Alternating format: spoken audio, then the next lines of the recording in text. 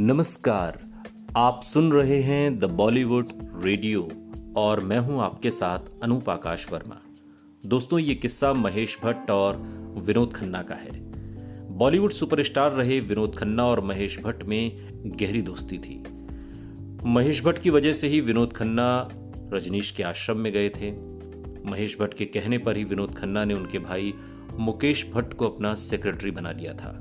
लेकिन एक बार महेश भट्ट ने ऐसी हरकत कर दी कि मुकेश भट्ट पर विनोद खन्ना इतना भड़क गए कि उन्हें एक दो नहीं बल्कि कई थप्पड़ जड़ दिए। आज के इस पॉडकास्ट में बात उसी किस्से की। दरअसल 80 के दशक में विनोद खन्ना का करियर एकदम पीक पर था और ऐसा माना जा रहा था कि जल्द ही विनोद खन्ना अमिताभ बच्चन को भी पीछे छोड़ देंगे। लेकिन इसी दौरान विनोद खन्ना की मां की डेथ हो गई। इस घटना से विनोद खन्ना बहुत दुखी थे। उस पर महेश भट्ट ने उन्हें आध्यात्म की ओर जाने की सलाह दी, जिसके बाद विनोद ओशो रजनीश के आश्रम में चले गए। कहते हैं कि उन दिनों महेश भट्ट का पूरा खर्चा विनोद खन्ना ही उठाया करते थे। खुद महेश भट्ट ने एक इंटरव्यू में कहा था कि तब मेरे पास पैसा नहीं था, विनोद ही मेरी देखभाल करते थे और मेरी ट्रैवलिंग का खर्चा उठाते थे।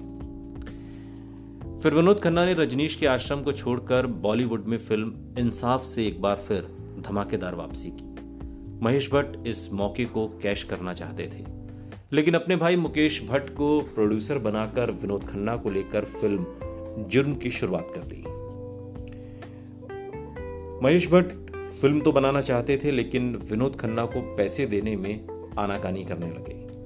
विनोद खन्ना इस बात से बहुत नाराज हुए और वो आए दिन शूटिंग कैंसिल करने लगे। इस तरह गुस्से में विनोद खन्ना ने लगातार 40 दिन तक शूटिंग कैंसिल कराई। जब पैसे न मिलने की वजह से विनोद खन्ना ने उनकी फिल्म अटका दी तो मुकेश भट्ट ने विनोद खन्ना के खिलाफ जहर उगलना शुरू कर दिया। वो उनके खिलाफ पब्लिक में उलूल जुलूल स्टेटमेंट देने लगे।